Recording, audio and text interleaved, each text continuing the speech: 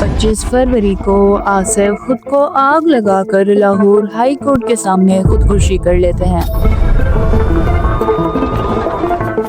Initial news reporting में आसिफ को लेकर या फिर उसकी कंपनी को लेकर कोई भी डिटेल्स नहीं दी जाती, सिर्फ इतना बताया जाता है कि कंपनी के एक सीनियर एम्प्लॉय ने खुद को आग लगाकर खुदकुशी कर ली है। 2016 के अंदर एक निजी कंपनी की जानब से आसिफ जावेद ने जो है वो इसके खिलाफ इस कंपनी का जो फैसला था, जो निजी कंपनी थी, क्योंकि ये कंपनी दुनिया की मोस्ट एवल कंपनी में से एक मान जाती है। As I am talking about Nestle Pakistan. Nestle के ग्लोबली 2000 से भी ऊपर ब्रांड्स हैं। अगर 2023 और 24 की ही बात की जाए तो नेस्ले पाकिस्तान का टोटल रेवेन्यू सिर्फ पाकिस्तान में 200 बिलियन रुपीस तक है। नेस्ले की ये कोई पहली कंट्रोवर्सी नहीं है, बल्कि ग्लोबली नेस्ले कई बड़ी कंट्रोवर्सीज में फंस चुका है। अस्सलाम वालेकुम, मुझे हिजाब कहते हैं और आज की वीडियो में हम नेस्ले के ग्लोबल क्राइम्स के बारे में बात करने वाले हैं और ये जानने की कोशिश करने वाले हैं कि एक ऐसी कंपनी जो कि अपने प्योर प्रोडक्ट्स की वजह से जान जाती है, वो असल में कितनी टॉक्सिक और कितनी रियल है।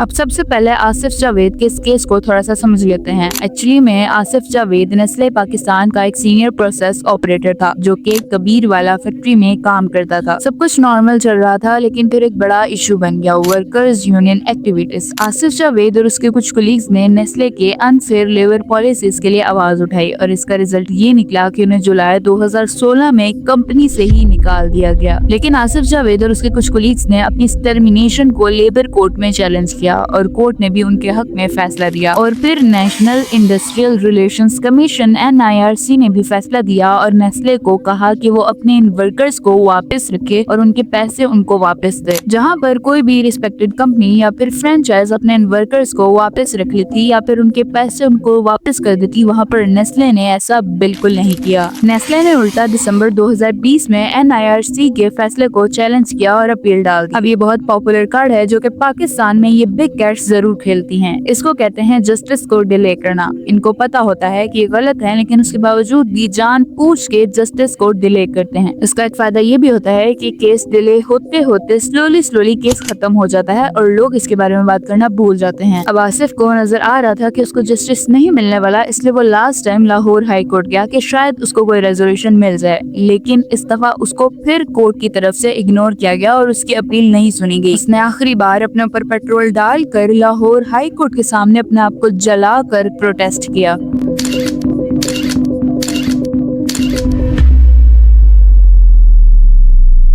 और फिर 28 फरवरी 2025 को आसिफ अस्पताल में स्ट्रगल करते करते इस दुनिया से रुखसत हो गया। अब इतनी बड़ी ट्रेजेडी हो गई, लेकिन नेस्ले पाकिस्तान का इस पर क्या रिस्पांस रहा? नेस्ले ने कहा कि उनकी तो कोई गलती नहीं, उन्होंने अपने लीगल राइट्स का यूज किया है। इन्हें अपने लीगल राइट्स दिख रहे हैं, जहाँ पर एक आदमी पिछले 9 साल से अपने हक के लिए लड़ता रहा। पहले कंपनी में फाइट किया, फिर कोर्ट में फाइट किया, लेकिन उसको कोई सिला नहीं मिला। आखिर में उसको अपनी जान देकर खुदकुशी करनी पड़ी। अब ये पूरा पैटर्न पहले वर्कर्स को एक्सप्लॉइट करने का, फिर उनके खिलाफ लीगल लूप होल्स ढूंढने का बहुत ज्यादा पॉपुलर है मल्टीनेशनल कॉर्पोरेशंस में। अगर ग्लोबली भी देखा जाए तो ये सेम पैटर्न नेस्ले अपनी कई कंपनीज में फॉलो करता आ रहा है, जहां पर नेस्ले चाइल्ड लेबर तक को प्रमोट करता है। आप में से बहुत लोग नेस्ले के चॉकलेट प्रोडक्ट्स को एंजॉय करते होंगे, राइट? और एंजॉय करना भी चाहिए, क्योंकि इसमें छोटे बच्चों का खून और पसीना शामिल है। ये चॉकलेट्स बनाने के लिए नेस्ले के पास कोका कहाँ से आता है? ये वेस्ट अफ्रीका की 2 बड़ी कंट्रीज हैं जो कि कोका को प्रोड्यूस करती हैं ग्लोबली, और बहुत सारी कंपनीज यहाँ से कोका खरीदती हैं चॉकलेट्स के लिए। दरअसल बात कुछ यूँ है कि 2018 और 2019 की स्टडीज के मुताबिक 1.56 मिलियन बच्चे इन कोका फार्म्स में काम करते हैं। ना सिर्फ काम बल्कि हैज़ार्डस वर्क, हैवी टूल्स उठाना, पेस्टिसाइड्स के एक्सपोजर में काम करना। अब आप में से बहुत से लोग ये स्टूपिड आर्गुमेंट जरूर लेके आएंगे कि इसमें नेस्ले की यह गलती है, वो बच्चे खुद से काम कर रहे हैं, उनकी फैमिली को नीड है इसलिए वो काम कर रहे हैं। एक्चुअली में ये सभी कंपनीज इन कोको फार्म्स से कोका खरीद के मिलियंस ऑफ डॉलर्स जनरेट कर रहे हैं, जबकि वो लेबर्स या फिर वो बच्चे जो कि इन कोको फार्म्स में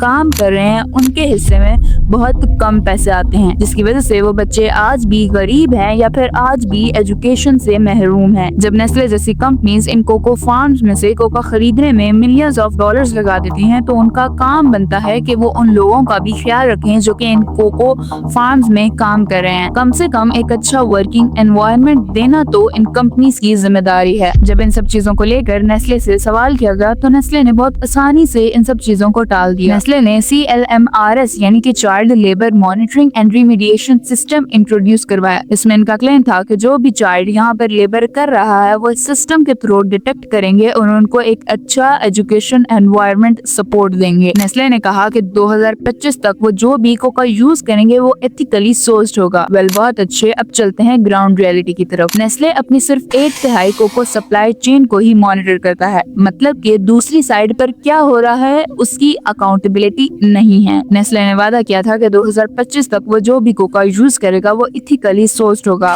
लेकिन गेस व्हाट, आज 2025 में भी नेस्ले उन्हीं सेम कोका फार्म्स में से कोका खरीद रहा है जहाँ पर चाइल्ड लेबर हो रहा है। सो नेक्स्ट टाइम नेस्ले या फिर और बड़े ब्रांड की चॉकलेट खरीदने से पहले इन बच्चों के बारे में जरूर सोच लीजिएगा। नेस्ले के थाई सी फूड सप्लायर में भी लेबर अब्यूज को रिपोर्ट किया गया है, जहाँ पर माइग्रेंट वर्कर्स के ऊपर एक्सप्लॉयटेशन और फोर्स्ड लेबर के भी केसेस हैं। नेस्ले के ये कोको फार्म्स के लेबर क्राइम्स को लेकर नेस्ले 14 साल के एक लंबे लीगल बैटल में रहा है। अब सिमिलरली नेस्ले पाकिस्तान में भी लेबर क्राइम्स एग्जिस्ट करते हैं, लेकिन मसला ये है कि यहाँ पर रिपोर्टिंग बहुत कम होती है या फिर लोग बहुत कम आवाज उठाते हैं। आसिफ जावेद के साथ क्या हुआ जब उसने 9 साल अपने हक के लिए आवाज उठाई? इतनी लंबी लड़ाई लड़ने के बाद भी उसको कोई सिला नहीं मिला। वेल, ये तो आपकी फेवरेट कंपनी के छोटे मोटे क्राइम्स माने जाते हैं। अब बात करते हैं नेस्ले के बड़े बड़े क्राइम्स के बारे में, यानी कि वो क्राइम्स जो ग्लोबली हो रहे हैं। नेस्ले का नाम सुनते ही बेबी फॉर्मूलाज या फिर बेबी प्रोडक्ट्स के अलावा एक और नाम जहन में आता है और वो है नेस्ले की वाटर बोटल्स। लेकिन क्या आपने कभी सोचा है कि इन वाटर बोटल्स में पानी कहाँ से आ रहा है? दुख की बात यह है कि नेस्ले सिर्फ पानी बेचता नहीं है बल्कि पानी के एक्स्ट्रा रिसोर्सेज को भी एक्सप्लॉइट करता है। नेस्ले जैसी बड़ी कंपनीज क्या करती हैं कि वो दूसरी कंट्रीज में जाकर जहाँ पर पानी के नेचुरल रिसोर्सेज मौजूद होते हैं पहले से ही, और इनमें से कुछ इलाके वो भी होते हैं जहाँ पर नेचुरल रिसोर्सेज होने के बावजूद भी पानी की कमी होती है, वहाँ से जाकर पानी एक्सट्रैक्ट करती हैं। अब जाहिर सी बात है ये काम पॉलिटिशियंस की इन्वॉल्वमेंट के बगैर तो नहीं हो सकता, इसलिए ये कंपनीज क्या करती हैं कि पॉलिटिशियंस को रिश्वत देती हैं और उसके बाद वहाँ से पानी एक्सट्रैक्ट करती हैं। कैलिफोर्निया में सैन बर्नार्डिनो फॉरेस्ट से नेस्ले पानी एक्सट्रैक्ट करता है और वो भी तब एक्सट्रैक्ट करता है जब वहाँ के लोग पानी बचा रहे होते हैं। नेस्ले यहाँ से चीप रेट्स में पानी एक्सट्रैक्ट करता है और फिर बाहर महंगे दामों में बेचता है। फ्रांस में वाइटल सिटी में से इतना मिनरल वाटर एक्सट्रैक्ट किया गया है कि वहाँ का ग्राउंड वाटर लेवल ही डेंजरसली लो हो गया है। और उनमें ये बात भी सामने आई है कि नेस्ले पाकिस्तान में भी ग्राउंड लेवल वाटर एक्सट्रैक्ट कर रहा है और वो भी बिना किसी जस्टिफिकेशन के। पाकिस्तान जैसी कंट्री जहाँ पर पहले ही वाटर क्राइसिस चल रहे हैं, वहाँ पर ये मल्टीनेशनल कंपनीज बिना किसी रेगुलेशन के वाटर एक्सट्रैक्ट कर रही हैं और अपना बिजनेस चला रही हैं। ये सब तो चलो कंपनी के प्रोडक्ट्स को किसी तरह हार्मफुल नहीं बना रहा। अब बात करते हैं नेस्ले के बेबी फॉर्मूलास के बारे में। नेस्ले का सबसे ज्यादा सेंसिटिव प्रोडक्ट जिसको लेकर कंपनी को बहुत ज्यादा केयरफुल रहना चाहिए। 2024 में एक पब्लिक आई और AIBF की रिपोर्ट ने ये एक्सपोज किया कि कैसे Nestle sugar added baby products को बेच रहा है, जबकि वो सेम प्रोडक्ट यूरोप में नो शुगर के लेबल के साथ मार्केट किया जा रहा है। यानी कि वो प्रोडक्ट्स जो कि स्विट्जरलैंड और यूरोप में हेल्दी माने जाते हैं वो पाकिस्तान, इंडिया और बांग्लादेश जैसी डेवलपिंग कंट्रीज में पॉइजन माना जाता है, क्योंकि ये एडिड शुगर बच्चों में डायबिटीज जैसी बड़ी बीमारियां पैदा कर रहा है। वो बच्चे जिनके खेलने कूदने की उम्र है वो हॉस्पिटल्स के बेड में पड़े हुए हैं क्योंकि उनको डायबिटीज है। रिपोर्ट्स ने अफ्रीका, एशिया और लैटिन अमेरिका में 150 नेस्ले बेबी प्रोडक्ट्स को एनालाइज किया, जिनमें इनफिट सिरिलैक्स में एडिड शुगर 4 ग्राम्स पर सर्विंग पाई गई। नेस्ले स्विट्जरलैंड और यूरोप जैसी कंट्रीज में नो एडिड शुगर के लेबल के साथ मार्केट करता है, जबकि अफ्रीका, पाकिस्तान, इंडिया और बांग्लादेश जैसी कंट्रीज में हाई लेवल एडिड शुगर के साथ मार्केट करता है।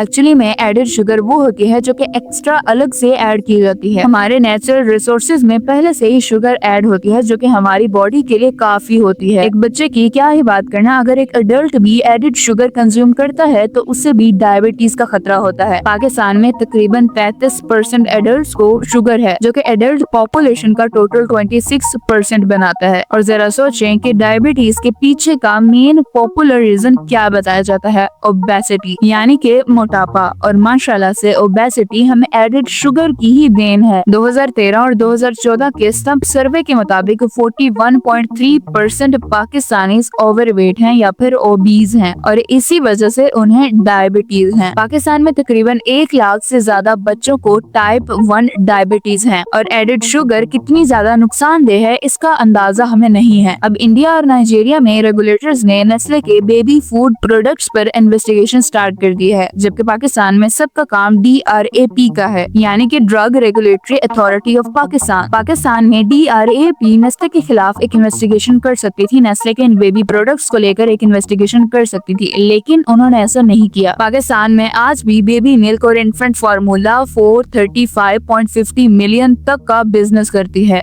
वेल, आई होप सो कि अब आपको नेस्ले के इन क्राइम्स के बारे में थोड़ा सा पता चल गया होगा। Well, what do you think about it? Let me know in the comment section. And yeah, thanks for watching.